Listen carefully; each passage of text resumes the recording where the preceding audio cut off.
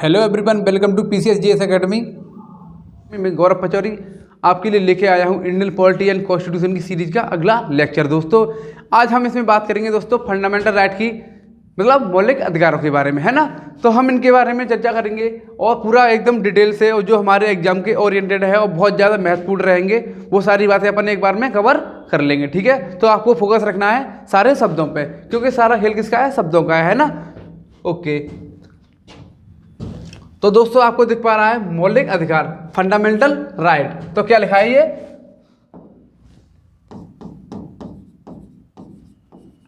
Fundamental right. ठीक है,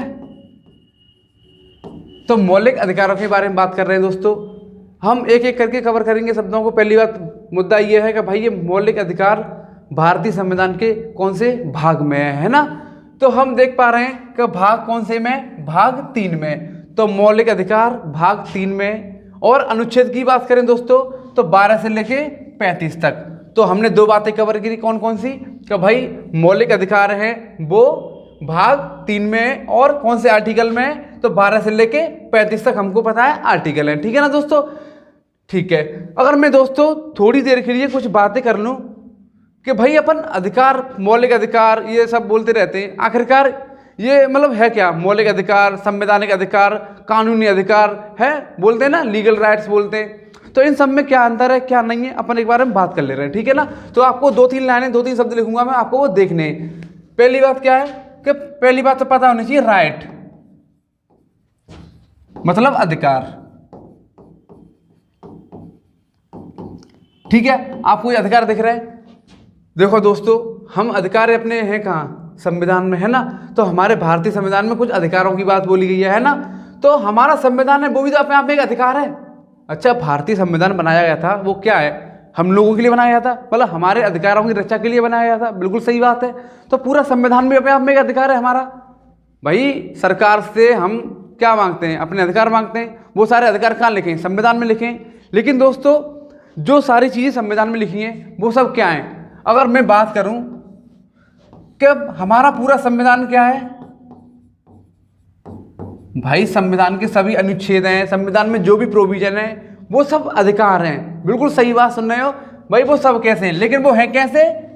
संवैधानिक अधिकार, है ना। संवैधानिक अधिकार, ठीक है, इसमें कोई दिक्कत तो है नहीं है। जितने भी हमारे भारतीय संविधान में, चाहे part 1, part 2, part 3, part 4, overall सारे पार्ट में जितने भी आर्टिकल हैं, जो भी हमारे प्रावधान दिए गए वो सब क्या है? हमारे लिए तो है ही है, भारतीय लोगों के लिए है ना। तो वो क्या है? सब अधिकार है। ठीक है ना। तो वे कैसे अधिकार है? संवैधानिक अधिकार। तो अगला मुद्दा ये है भाई, फिर ये फंडामेंटल राइट क्या है? मौलिक अधिकार क्या है भाई?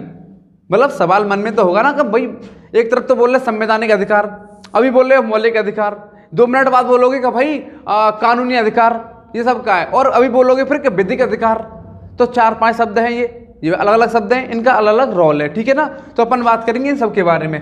संवैधानिक अधिकार वे अधिकार होते हैं जिनका मेंशन भारतीय संविधान में दिया गया हो, मतलब हर चीज, जो चीज भारतीय संविधान में लिखी गई हो वो सब हमारे संवैधानिक अधिकार हैं। अगर मैं बात करूँ इलेक्शन कमीशन, चुनाव आयोग, भाई बिल्कुल बात है, सही बात है, संविधान की बात बोल रहा है, संविधान में दिया गया है, उसमें सारी चीजें है ना।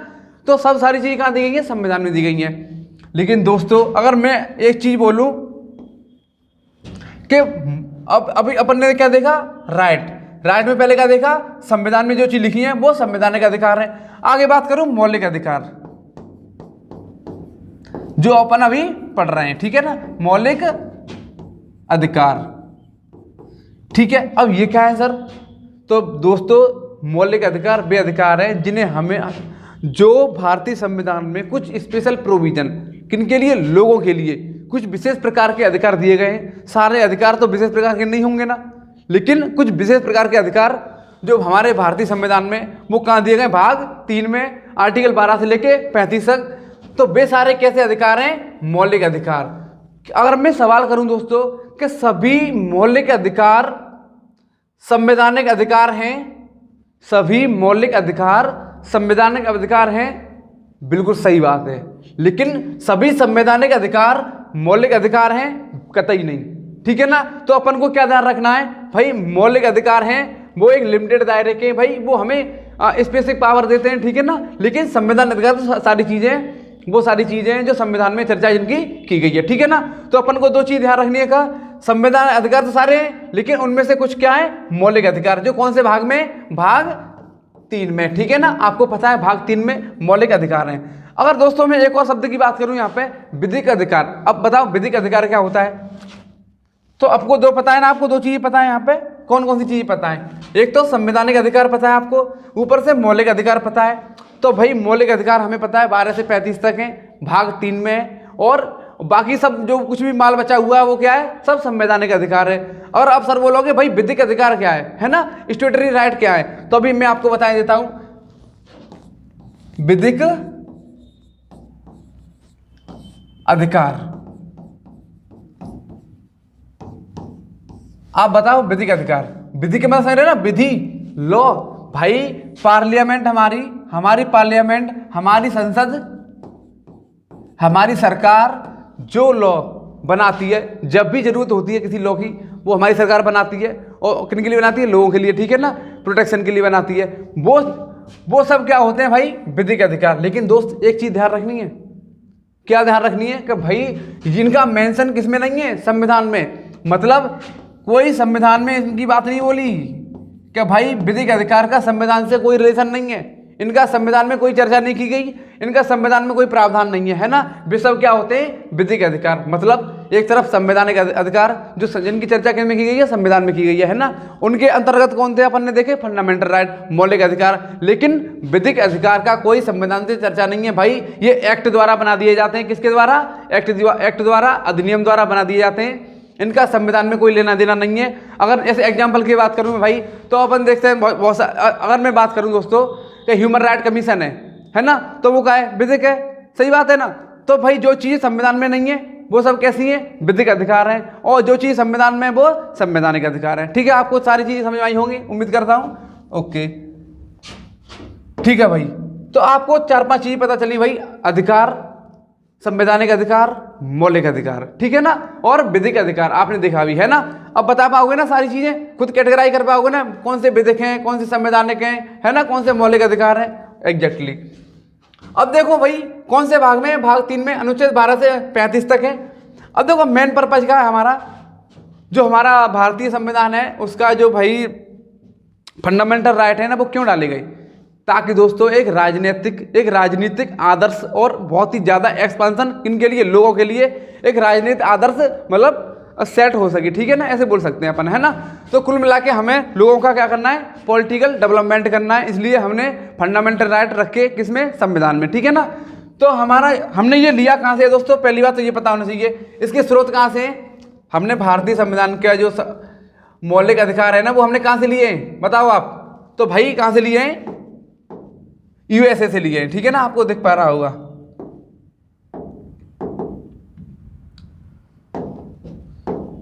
तो भाई दोस्तों कहां से लिए गए, यूएसए से, मतलब यूनाइटेड स्टेट अमेरिका से।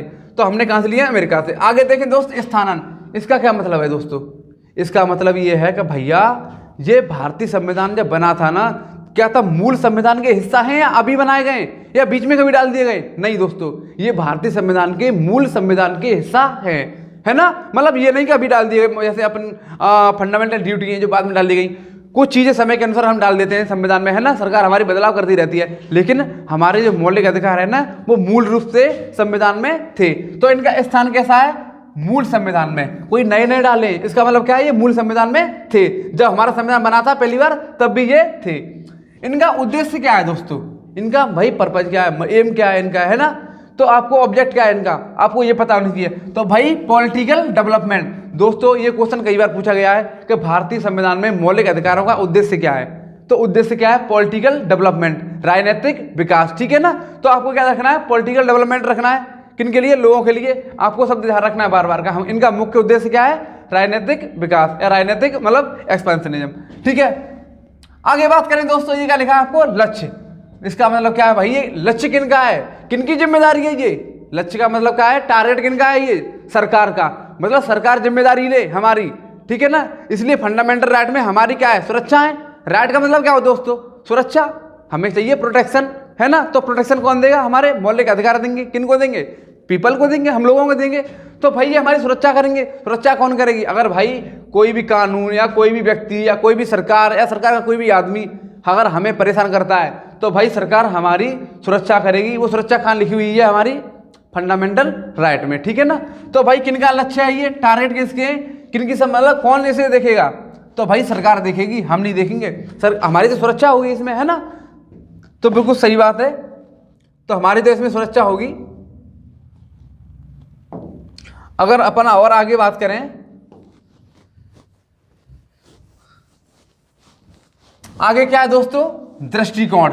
दृष्टिकोण का मतलब क्या समझोगे दोस्तों? अप्रोच। क्या समझोगे? अप्रोच। मतलब इनकी अप्रोच कैसी है भैया? अप्रोच बताओ सर। तो बता देंगे अप्रोच, ठीक है। तो भाई इनकी अप्रोच कैसी है? दृष्टिकोण कैसा है इनका? अप्रोच कैसी है? निगेटिव, नकारात्मक। हालांकि पूर्ण रूप से नकारात्मक नहीं है दोस्तों, लेकिन मेजरली नकारात्मक ही है। कुछ पहलुओं में हमें पॉजिटिव चीज़ें भी दिखाई देती हैं, लेकिन मोस्टली हमें दिखाई देती अगर तो वो नकारात्मक। जैसे अब नकारात्मक का मतलब क्या है? मतलब हम देख पा रहे हैं कि फंडामेंटल राइट्स से क्या है, सरकार के लिए चैलेंजेस तो बढ़ते जा रहे हैं ना। यहाँ पे सब निगेटिव काम तो है रहे हैं भाई, शोषण के विरुद्ध अधिकार, है ना। तो सब काम कैसे हैं? बलाश्रम, है ना, ये सब कैसे निगेटिव काम है ना। तो आपको देख पा रहे होंगे कि भाई अप्रोच कैसी है ओवरऑल इनकी? तो भाई निगेटिव है। किनकी? फंडामेंटल राइट की। इसका मतलब समझ पा रहे हो ना। मतलब हम जितने फंडामेंटल राइट हैं, हमारे मौलिक अधिकार है ना, वहाँ पे हम कहीं ना कहीं निगेटिविटी देखते हैं ना। किन के प्रति? सरकार के प्रति। मतलब अब हमारी हमें सुरक्षा करनी है खुद की, है ना। तो निगेटिव चीज़ तो है हमारी। और आगे देखिए दोस्तों, क्या भाई फंडामेंटल राइट न्यायोचित है? न्यायोचित मतलब जस्टिसेबल है। इसका मतलब क्या है? इसे लेके हम कोर्ट में जा सकते हैं? बिल्कुल जाओ भाई साहब। हमारे मौलिक अधिकार बिल्कुल न्यायोचित हैं।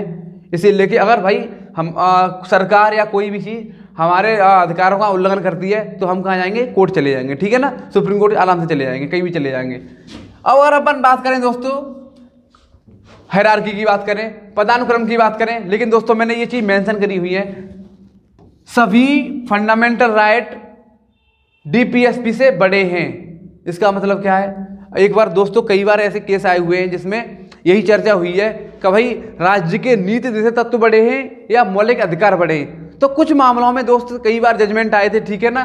तो अपन इसमें बात करें तो मौलिक अधिकार हमारे बड़े सभी राज्य के नीति जैसे तत्व से, ठीक है ना, डीपीएसपी से बड़े हैं। लेकिन कुछ ऐसे आर्टिकल हैं जो कहीं ना कहीं ऐसी झलक रखते हैं कि वहाँ पे डीपीएसपी बने किससे? फंडामेंटल राइट से। जैसे 39 का बी, सी, 14 के और 14 और 19 से बड़े हैं, ठीक है ना दोस्तों। तो आपको ये क्या ध्यान रखना है? अगर ये चीज़ ना समझ में आए तो कोई बात नहीं है ना। अपन को बेसिकली अपन आगे कवर कर लेंगे, जब आप डीपीएसपी पढ़ोगे ना तब आप कवर हो जाएगा, ठीक है। ओके, तो हमें 4-5 चीज़ें यहाँ पे दिखाई दी दोस्तों कि इनका कैसे कैसे कहाँ से लिया गया है ना, इनका उद्देश्य क्या है, इनका लक्ष्य किनका है भाई। ये सारी चीज़ें अपन को कवर हो गई, बिल्कुल हो गई। अब क्या करेंगे आगे? अब अपन देख पा रहे होंगे यहाँ पे कि भाई मुद्दा ये है कि भारत में जो संविधान है, संविधान में मौलिक अधिकार है, वे मौलिक अधिकार का दायरा क्या है, मतलब विस्तार कहाँ तक है, किन किन लोगों के लिए है? क्या केवल भारतीय नागरिकों के लिए है या विदेशी लोगों के लिए भी है? मतलब एलियन लोगों के लिए। एलियन मतलब जो हमारे जो नागरिक ना हो, कहीं से भी आया हो, किसी भी देश से आया हो, यहाँ पे रह रहा हो, जो भारत का नागरिक ना हो, वो कौन है? एलियन मतलब विदेशी। भाई जो इंडिया का नहीं है विदेशी होगा, सीधी सी बात है। तो हमारे इंडिया में 2 टाइप के लोग रहते हैं। जैसे अपन ही लोग हैं, इंडिया के लोग बाहर रहते हैं ना, ऐसे बाहर के लोग तो इंडिया आते हैं, यहाँ रहते भी हैं, यहाँ पर उनकी सुरक्षा भी चाहिए, उनको कुछ सुविधाएं भी चाहिए, है ना। तो उनके लिए भी तो कानून है, बिल्कुल है, सही बात है। तो मुद्दा यह है कि भारतीय संविधान में मौलिक अधिकारों को 2 भागों में कैटेगराइज किया गया है। वो कैटेगरी कौन सी है दोस्तों? एक तो कौन सी है? नागरिकों के लिए, मतलब मौलिक अधिकार नागरिकों के लिए हैं, भारतीय नागरिकों के लिए, साथ ही साथ विदेशी लोगों के लिए भी हैं। समझ पा रहे हो ना? विदेशी लोगों के लिए, भारतीय और विदेशी। तो दोस्तों मुद्दा यह है कि कौन से तो भारतीय लोगों के लिए हैं और कौन से विदेशियों के लिए, है ना।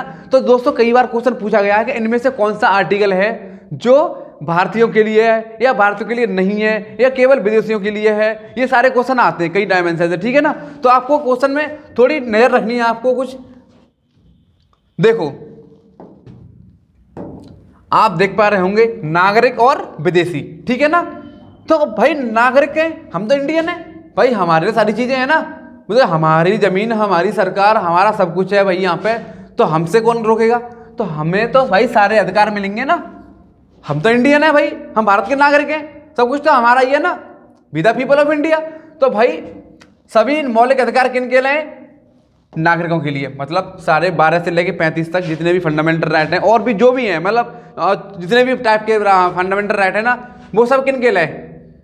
ऑल, किन के लिए? नागरिक के लिए। लेकिन दोस्तों मुद्दा क्या है, अगर अपन बात करें विदेशी की, तो केवल अनुच्छेद 15, 16, 19, 29 को छोड़कर, 15, 16, 19, 29 को छोड़कर बाकी सब किन के लिए? विदेशी लोगों के लिए। मतलब हम भारतीय संविधान में आर्टिकल 15, 16, 19, 29, 30 को विदेशी लोगों को हम ये अलाउड नहीं कर सकते। तो आपको एक ही फ्लो में याद रखना है, 15, 16, 19, 29, 30, 15, 16, 19, 29, 30। अपन देखेंगे हम ये क्यों नहीं दे रहे हैं उनको, आगे बात कर लेंगे, है ना। तो आपको क्या याद रखना है बार बार, 15, 16, 19, 29, 30, ये सारे आर्टिकल है ना, ये किन के लिए हैं? मतलब इनको छोड़कर बाकी सब हम किनको दे सकते हैं? विदेशी लोगों को दे सकते हैं। तो 15, 16, 19, 29, 30। आगे देखो दोस्तों क्या लिखा है, ये अनुच्छेद 21 का ए, राइट टू एजुकेशन आपको पता है, शिक्षा का अधिकार आपको पता है भाई, ये विदेशी और नागरिकों दोनों के लिए है। क्योंकि दोस्तों शिक्षा तो सबके लिए जरूरी है ना, चाहे भारतीय हो चाहे विदेशी हो, हर आदमी को शिक्षा की जरूरत है। तो सरकार ने ऐसा आइडिया लगाया कि भाई राइट टू एजुकेशन है ना, वो हम सबके लिए रखते हैं, चाहे वो भारतीय हो चाहे विदेशी हो। तो आपको ये चीज़ समझ में आई, कोई दिक्कत तो नहीं है? ठीक है। आगे देखो दोस्तों, ये लिखा हुआ है इमरजेंसी के टाइम पे बात करें अपन तो इमरजेंसी के टाइम पे हमारे मौलिक अधिकार है ना, उनमें आर्टिकल 20 और 21 को छोड़कर सभी निलंबित कर दिए जाते हैं। मतलब और एक क्वेश्चन आता है कि भाई इमरजेंसी के टाइम पे कौन कौन से आर्टिकल है वो हमेशा एक्टिवेट रहते हैं, बाकी सब डीएक्टिवेट कर देते हैं। कौन करता है? राष्ट्रपति करता है। तो आर्टिकल 20 और 21 हमेशा एक्टिवेट रहेंगे, है ना, और बाकी सब निलंबित हो जाएंगे। ठीक है ना, समझ पा रहे हो ना? ठीक है। अब अपन आगे चलते हैं नेक्स्ट स्लाइड पर। अभी अपन ने क्या देखा दोस्तों, फंडामेंटल राइट के टाइप देखे भाई, मौलिक अधिकार क्या होते हैं, संवैधानिक अधिकार क्या होते हैं, है ना, और विधिक अधिकार क्या होते हैं, और साथ ही साथ उनकी हमने एक अप्रोच समझी, थीम समझी कि भाई ये न्यायोचित है या नहीं है, ये इनकी जो टारगेट किन के हैं भाई, सरकार के, और सारी देखेंगे भाई कैसे हैं, ये निगेटिव है या पॉजिटिव है, ये सारी बातें करी। अब अपन क्या करेंगे भाई, अब देखेंगे अपन एक एक आर्टिकल को और उनकी डेफिनेशन को भाई, आखिरकार उन आर्टिकलों में है क्या, ठीक है ना, उन अनुच्छेद में है क्या। तो आप सबसे पहले देखो यहाँ पे अनुच्छेद 12। तो भाई साहब ये याद रख लेना है आपको, क्या अनुच्छेद 12 में क्या बोला गया है? राज्य की परिभाषा, डेफिनेशन ऑफ स्टेट। क्या? डेफिनेशन ऑफ स्टेट, राज्य की परिभाषा। अब मुद्दा ये है कि भाई राज्य की परिभाषा मतलब क्या समझे हम? भाई देखो अपन ने आर्टिकल 1, 2, 3, 4 पढ़े, याद है ना? आर्टिकल 1, 2, 3, 4 में क्या था? Union and it's territory. Territory मतलब राज्य क्षेत्र। तो दोस्तों ये वो वाला राज्य नहीं है जो आप सोच रहे हो कि भाई यूपी, एमपी है, छत्तीसगढ़, ये सब नहीं है, ये नहीं है। मतलब यहाँ पे डेफिनेशन ऑफ स्टेट नहीं है, ये सब क्या है? टेरिटरी है। क्या है? टेरिटरी है ना, राज्य क्षेत्र हैं, ये राज्य की परिभाषा में नहीं आते हैं। अभी आपसे कोई पूछ लेगा आर्टिकल 12 में what is definition of state, राज्य की क्या परिभाषा है, तो आप बोल लोगे यूपी है, छत्तीसगढ़ है, एमपी है, राजस्थान है। भाई नहीं, ये सब राज्य नहीं है, ये कहा है सब राज्य क्षेत्र है। आर्टिकल 1 से लेके 4 तक, ठीक है ना। आपने जो सारी बातें करी वो वाले एरिया है ना, ठीक है ना, वो भाई लैंड वाली बात कर रहे हैं, वहां पे राज्य क्षेत्र की बात कर रहे हैं, टेरिटरी की बात कर रहे हैं। यहाँ पे हम बात करेंगे कुछ अलग। तो हम यहाँ पे देखेंगे राज्य की परिभाषा के बारे में जानेंगे। तो राज्य की परिभाषा देखते हैं अपन एक नजर में।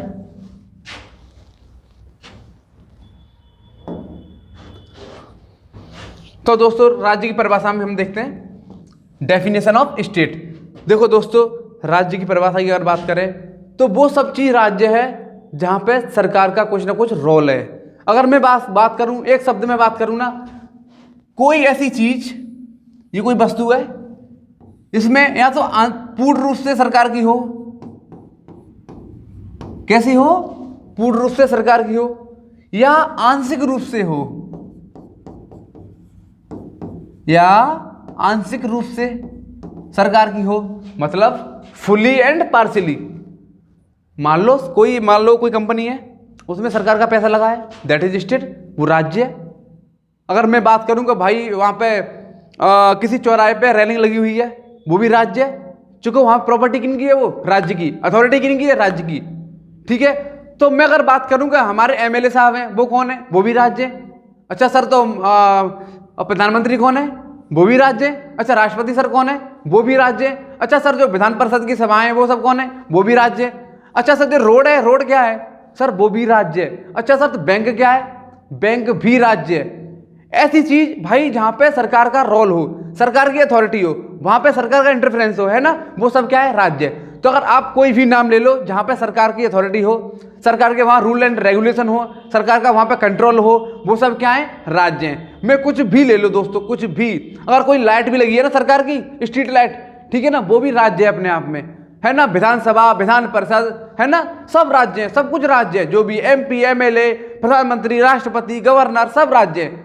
जो कुछ भी भाई हैं वो सब राज्य हैं, जो सरकार का हिस्सा है वो सब राज्य हैं। अब समझ गए ना। तो भाई डेफिनेशन ऑफ स्टेट क्या है, राज्य की परिभाषा क्या है, आर्टिकल 12 में क्या है, राज्य की परिभाषा। तो भाई कोई भी चीज सही, वो सब राज्य है, चाहे वो पीएम हो, सीएम हो, गवर्नर हो, प्रेसिडेंट हो, कुछ भी हो, सब राज्य है भाई, ठीक है, ध्यान रखना है आपको। पुलिस है, राज्य है अपने आप में, सब कुछ राज्य है भाई, ठीक है ना। बस वहां पे सरकार की अथॉरिटी हो, सरकार का कंट्रोल वहां पे हो, मतलब अथॉरिटी हो, पूर्ण कंट्रोल हो या आंशिक रूप से हो। मान लो कोई कंपनी है, 100 रुपए की कंपनी है, और मान लो उसमें 20 रुपए भी सरकार के हैं ना, तो वो भी अपने आप में राज्य है, ठीक है ना। ओके, आर्टिकल 13 देख लो दोस्तों। आर्टिकल 13 में क्या है, कानून जो मूल अधिकारों के प्रति असंगति अथवा अप्रतिष्ठा पूर्ण है। भाई साहब ऐसी बातें बोली गई हैं इसमें आर्टिकल 13 में। भाई ऐसे हम ऐसा राज्य या सरकार ऐसी कोई कानून नहीं बनाएगी जो फंडामेंटल राइट, मौलिक अधिकारों का उल्लंघन करे। अगर ऐसे हालात में कोई कानून बनता है तो भाई अगर वो फंडामेंटल राइट, मौलिक अधिकारों का उल्लंघन करता है या उनको कुछ नीचा करता है, तो भाई ऐसे हालात में वो कानून असंवैधानिक हो जाएगा, इलीगल हो जाएगा, अनकॉन्स्टिट्यूशनल हो जाएगा, ठीक है ना। तो भाई वो चीजें नल एंड वॉइड हो जाएंगी। अगर कोई कानून है जो मौलिक अधिकारों का उल्लंघन करती है या हनन करती है, ऐसे हालात में भाई क्या होगा, वो चीजें नल एंड वॉइड, मतलब वो डिस्टॉर्ट हो जाएंगी अपने आप में, है ना। तो भाई आर्टिकल 13 में क्या है कि भाई हमें फंडामेंटल राइट को कैसे प्रोटेक्शन करना है, ये सारी बातें क्या बोलेंगी आर्टिकल 13 में, है ना। वो और बहुत सारी बातें बोली गई हैं दोस्तों का भाई फंडामेंटल राइट के लिए। वो आर्टिकल 368 और आर्टिकल 13 के बीच में जो कॉन्फ्लिक्ट था, केशवानंद भारती केस में भी बातें आई थी कि भाई जो सरकार है वो बिल्कुल मौलिक अधिकारों में संशोधन कर सकती है, लेकिन ऐसा नहीं है कि वो बेसिक स्ट्रक्चर को तोड़ दे, मतलब संविधान के मूल ढांचे को तोड़ दे। तो भाई ऐसा कब बोला गया था, केशवानंद भारती केस 1976 वाले में, है ना। 73 में आया तो 73 में कंप्लीट हुआ था, 42 में संविधान संशोधन में, ठीक है ना। ऐसी सारी बातें बोली गई थी, आपको पता होनी चाहिए। अपन आगे चलें अब थोड़ा। अब देखो अपन पढ़ते हैं सारे अधिकारों के बारे में, है ना, एक एक करके अपन बात कर लेंगे, ठीक है ना। 6 के 6 अधिकार है ना। कितने अधिकार है पता है ना आपको, फंडामेंटल राइट 6 टाइप के ना, अपन एक एक करके कवर कर लेंगे, 6 के 6 टाइप, ठीक है ना। आपको बस ध्यान रखना है और ये देखना है कि भाई ये अधिकार हमारा कहाँ हो सकता है, अपन कैटेगराइज करके पढ़ेंगे बिल्कुल, ठीक है ना। ओके, तो भाई क्या लिखा है, समता का अधिकार या समानता का अधिकार, है ना दोस्त, राइट टू इक्वलिटी, ठीक है भैया। राइट टू इक्वलिटी में कितने आर्टिकल हैं ये पता होने चाहिए, तो बिल्कुल आपको ध्यान होना चाहिए। आर्टिकल 14, 15, 16, 17, 18 कितने हैं भैया, 1, 2, 3, 4, 5। तो भैया जहाँ लिख दो 5, कितने, तो समता का अधिकार में कितने आर्टिकल हैं, कितने अधिकार हैं भैया, 5 है, ठीक है ना। ध्यान रखना है कौन से, 14, 15, 16, 17, 18, ठीक है ना। अच्छा आर्टिकल 14 की बात करें, क्या लिखा है, कानून के समक्ष समानता, equality before law, equality before law, कानून के सामने सब एक जैसे हैं, कानून के सामने सब समान है। मतलब किसी भी व्यक्ति को स्पेशली मतलब स्टेटस नहीं है कि भाई आप स्पेशल हो कानून के लिए, अमीर गरीब छोटा बड़ा, भारतीय नागरिक हो चाहे विदेशी हो, सब कैसे इक्वल है ना, सबके लिए बराबर कानून है। लेकिन दोस्तों अपन देख पा रहे होंगे एक तरफ तो आर्टिकल 14 बोल देता है कि भाई कानून के सामने सब समान है, लेकिन कहीं ना कहीं अपन देख पा रहे हैं भाई आर्टिकल 104, 105 की बात करें, अगर 102 की बात करें तो स्पेशल प्रिविलेज, विशेषाधिकार किन के लिए, जो हमारे एमपी एमएलए होते हैं ना, पार्लियामेंट के जो मेंबर होते हैं ना, उन्हें स्पेशल पावर होती है भाई, स्पेशल उनके पास प्रिविलेज होती है, स्पेशल विशेषाधिकार होते हैं विशेष, कि भाई अगर वो पार्लियामेंट में है, संसद में है, सदन में है, अगर वो कुछ भी बोलते हैं, कुछ भी करते हैं, तो उनके खिलाफ कोई कार्रवाई नहीं होगी। तो एक तरफ तो हम क्या बोलते हैं, ऐसे राष्ट्रपति साहब हैं, जब तक वो अपने पद पे हैं तब तक उनके खिलाफ कोई कार्रवाई नहीं होती है ना, आपको पता है ना ये बात। अगर मैं काउंटर करूँ ना 2 मिनट में भाई, तो भाई एक तरफ बोल रहे हैं भाई राइट टू इक्वलिटी, बिल्कुल सही बात है, लेकिन कहीं ना कहीं हमारा संविधान एक तरफ तो बोलता है राइट टू इक्वलिटी, ऊपर दूसरी तरफ बोल देता है भाई इन लोगों को स्पेशल प्रोविजन है, विशेषाधिकार है ना, जो हमारे MP MLA और जो पार्लियामेंट के मेंबर होते हैं, वो सारी चीजें। आगे बात करें दोस्तों, तो हम अब देखो बात करेंगे कौन से आर्टिकल की, ये बताओ आप। अब आर्टिकल करेंगे आर्टिकल 15 की, है ना। तो आर्टिकल 15 में क्या है, आप देख पा रहे हैं, धर्म, मूलवंश, जाति, लिंग अथवा जन्म के स्थान जन्म स्थान के आधार पर भेदभाव का निषेध। मतलब दोस्तों ये 5 बातें बोली गई हैं, इसमें क्या बातें बोली गई हैं, इन 5 बातों के आधार पर हम कोई भी प्रकार का, किसी भी प्रकार का कोई भेदभाव नहीं करेंगे, किनके प्रति, लोगों के प्रति, है ना।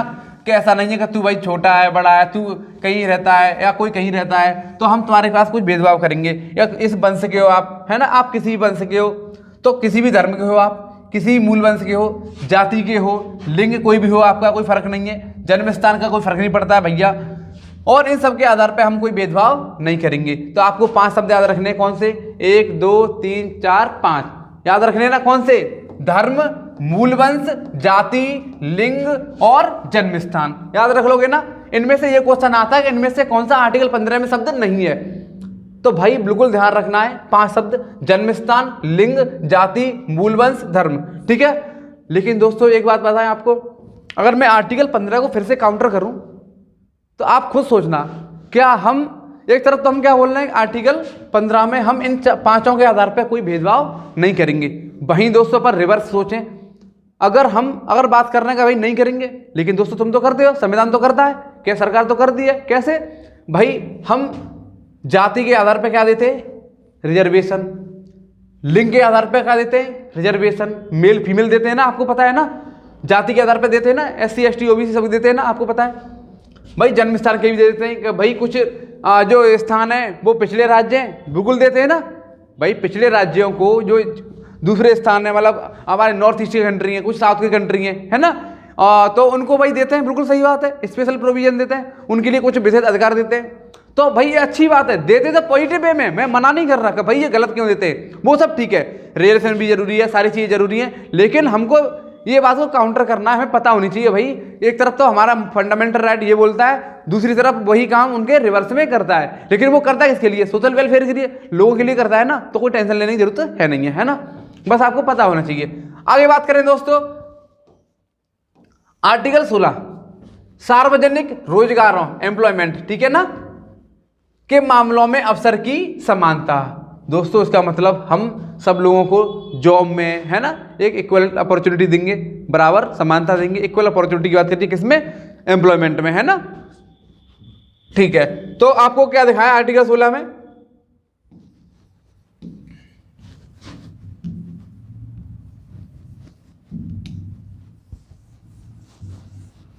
आर्टिकल 16 में आपको क्या दिख रहा है, आर्टिकल 16 में आपको दिख रहा है भाई, अनुच्छेद 16 में सार्वजनिक रोजगार, भाई सब ध्यान रखना है, रोजगार, एम्प्लॉयमेंट की बात कर रहे हैं यहाँ पे, है ना, 16 में, है ना, और के मामलों में अवसर की समानता, बिल्कुल भाई, जॉब के लिए, नौकरी के लिए, है ना, सबके लिए हम एक समानता देंगे, सब लोगों के लिए बराबर अपॉर्चुनिटी देंगे, है ना, इक्वल अवसर देंगे, समझ पा रहे हो ना, ठीक है।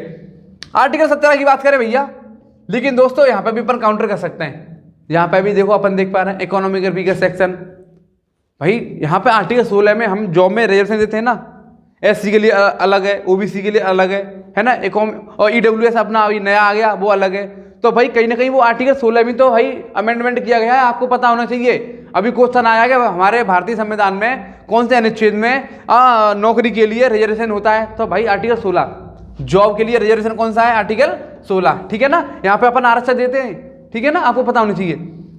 आगे बात करें दोस्तों, अनुच्छेद 17 अनटचेबिलिटी, अस्पृश्यता का उन्मूलन। अनटचेबिलिटी मतलब, अनटचेबिलिटी मतलब ये नहीं है भाई तुमने मुझे छू लिया, छुआछूत हो गया, ये सब नहीं है। अगर मैंने तुम्हें कुछ गंदा बोला है, कुछ गाली दी है, कुछ भी बोला है, ऐसा बोला है जिससे आपकी आत्माओं को आहत पहुंचा है ना, आपको दिक्कत हुई है, ठीक है ना, तो दोस्तों वो सब अनटचेबिलिटी में आ जाता है, अस्पृश्यता में आ जाता है, ठीक है ना, आपको पता होना चाहिए।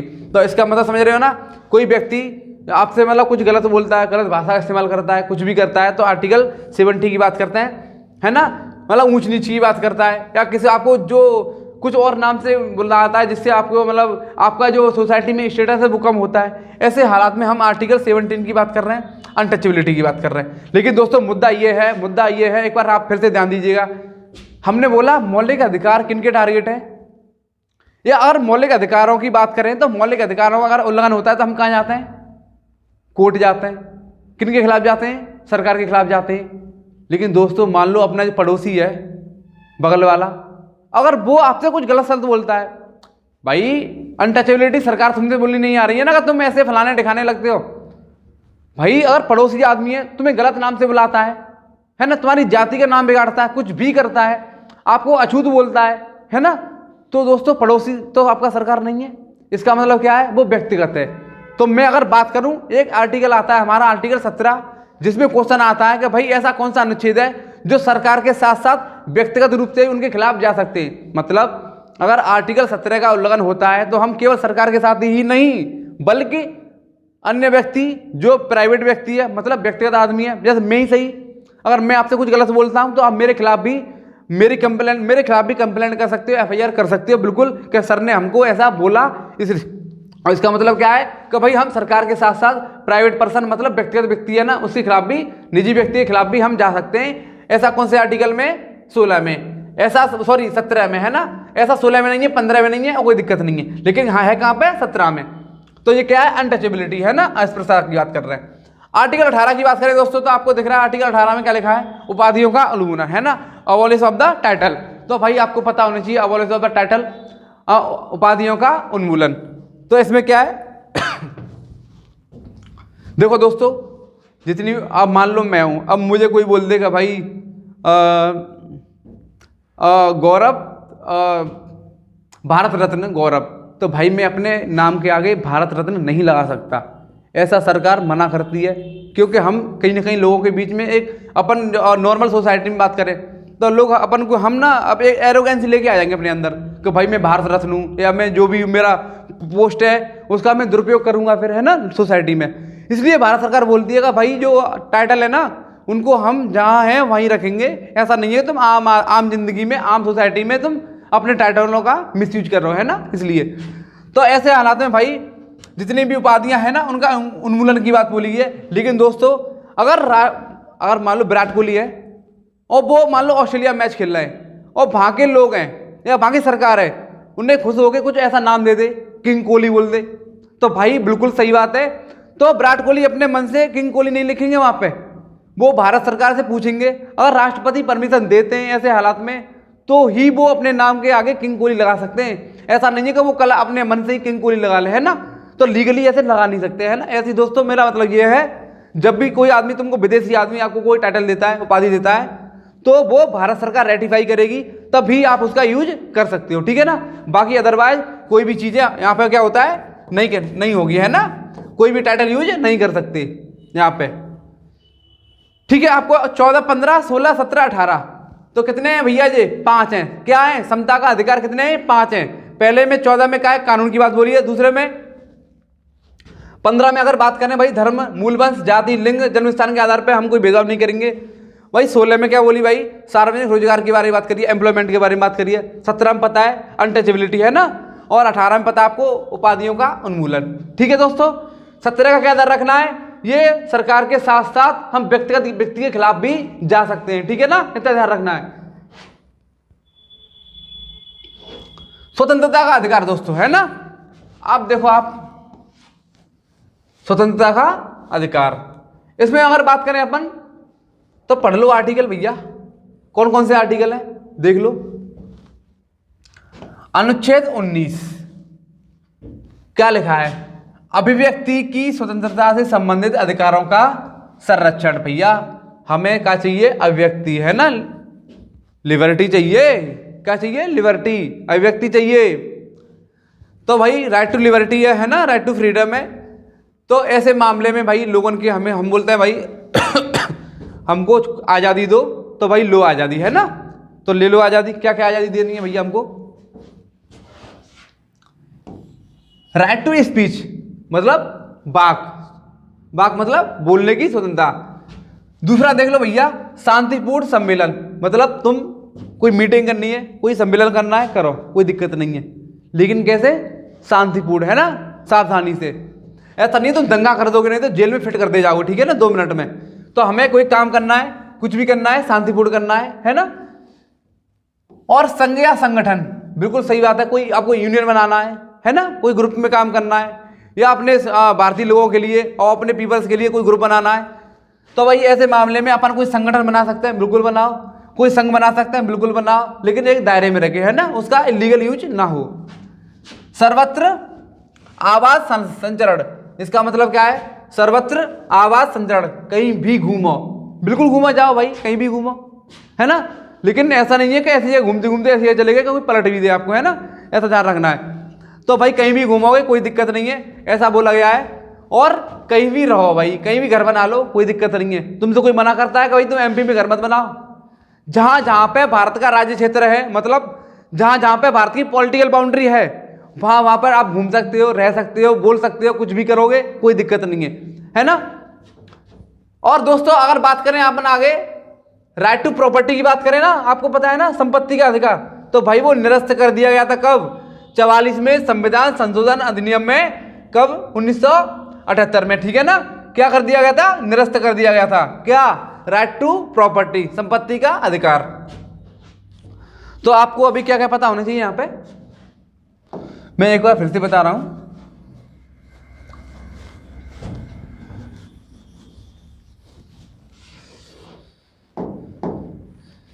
तो भाई संपत्ति का अधिकार, सॉरी, स्पीच, शांतिपूर्ण सम्मेलन, संघ बनाओ, सर्वत्र आवास संरचना, कहीं भी जाओ, कहीं भी घूमो, कोई दिक्कत नहीं है, कहीं भी घर बनाओ, कहीं भी निवास करो, लेकिन संपत्ति का अधिकार था दोस्तों वो अबॉलिश कर दिया गया था, है ना, तो वो खत्म कर दिया गया था। लेकिन दोस्तों इससे क्या बनाया था?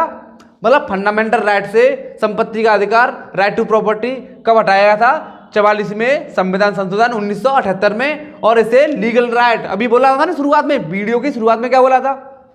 लीगल राइट, संवैधानिक अधिकार बना दिया, कानूनी अधिकार बना दिया गया, ठीक है ना, आर्टिकल 300 के ए में, ठीक है ना, आपको पता होनी चाहिए। आगे देखो दोस्तों, और ये क्या है? कहीं कोई भी व्यापार करो, ठीक है ना, कोई दिक्कत नहीं है, व्यापार करो आप, है ना, घूमो, कुछ भी करो, आप सारी चीज यहाँ पे पढ़ सकते हैं, है ना, ठीक है। आगे दोस्तों, इसके बाद दोस्तों हम अब करेंगे अगली वीडियो में, इसे ही कंटिन्यू करेंगे, ठीक है ना। तब तक के लिए आपको अपना ये रिवीजन करना है, ठीक है ना। थैंक यू सो मच, ठीक है दोस्तों। और आपको ये वीडियो शेयर करना है, चैनल को सब्सक्राइब करना है और लाइक भी करना है ना। Thank you so much.